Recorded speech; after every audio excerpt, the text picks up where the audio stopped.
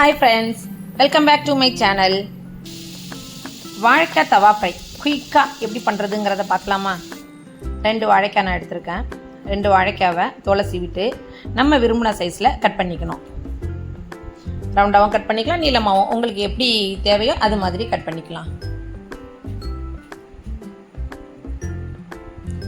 வாழைக்காய் கட் பண்ணி தண்ணியில் தான் போடணும். அதோட கொஞ்சம் மோர் ஊற்றி கழுவணும். ஏன்னா அந்த பிசுபிசுப்பு தன்மை இருக்கக்கூடாதுங்கிறதுக்காண்டி தான் மோர் ஊற்றி கழுவுறோம். நல்லா 2 தடவை கழுவி எடுத்துக்கோங்க.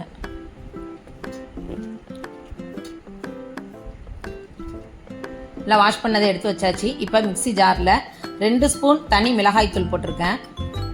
கொஞ்சம் சோம்பு சேர்த்துக்கலாம்.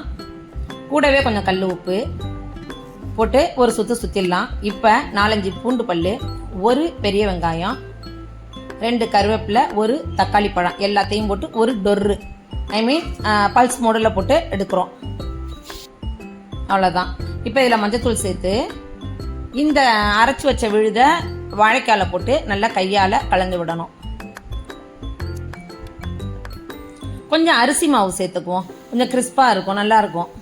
ஸோ 1 ஸ்பூன் அரிசி மாவு சேர்த்து நல்லா கையால் பெசறணும். இப்போ ஒரு 2 ஸ்பூன் ஆயில் இதிலேயே விடணும். ஒரு 2 ஸ்பூன் ஆயில் விட்டுருக்கோம் பாருங்கள். அதையும் சேர்த்து நல்லா மிக்ஸ் பண்ணிக்கலாம்.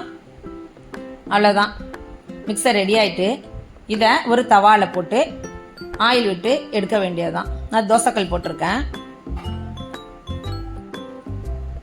இதில் ஆயில் விட்டு அப்படியே அந்த சாந்தோட எடுத்து போடுங்க. சாந்து இருக்கும் பார்த்தீங்களா, அதோட சேர்த்து அதை தோசை தவாவில் எடுத்து போட்டு திருப்பி போட்டு எடுத்தீங்கன்னா சூப்பரான டேஸ்டான அருமையான வாழைக்காய் தவா ஃப்ரை ரெடி ஆகிடும். எல்லா சாதத்துக்குமே ஏற்ற சைட் டிஷ். அது உங்களுக்கே தெரியும், நான் சொல்ல வேண்டியதில்லை. அறவே ஒட்டாது. இன்னும் அரிசி மாவு வேறு நம்ம கொஞ்சம் போட்டிருக்கோம். அரிசி மாவு நிறைய சேர்த்துறாதீங்க, ஜஸ்ட்டு 1 ஸ்பூன். நான் 2 வாழைக்காய்க்கு 1 ஸ்பூன் போட்டிருக்கேன், அவ்வளோதான்.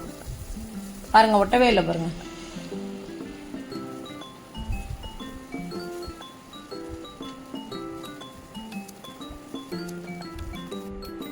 பாருங்க, செஃப் தாமு செய்கிற மாரி நம்ம செஞ்சுக்க வேண்டியதுதான். ஒட்டவே ஒட்டாது, அப்படியே எடுத்துட வேண்டியதுதான், அவ்வளோதான். ஃபுல்லாக போட்டு நான் எடுத்துட்டேன். சூப்பரான வாழைக்காய் தவா ஃப்ரை ரெடி ஆகிடுச்சு. நீங்களும் உங்கள் வீட்டில் செஞ்சு பார்த்து எப்படி இருக்குங்கிறத கமெண்ட் பண்ணுங்கள். மறக்காமல் நம்ம சேனலை லைக், ஷேர், சப்ஸ்கிரைப் பண்ணுங்கள். புதுசாக பார்க்குறவங்க சப்ஸ்கிரைப் பண்ணிவிட்டு பாருங்கள். அதோட லைக் பண்ணுங்கள். பக்கத்தில் இருக்க பெல் பட்டனை கிளிக் பண்ணுங்கள். சூப்பராக இருக்கா?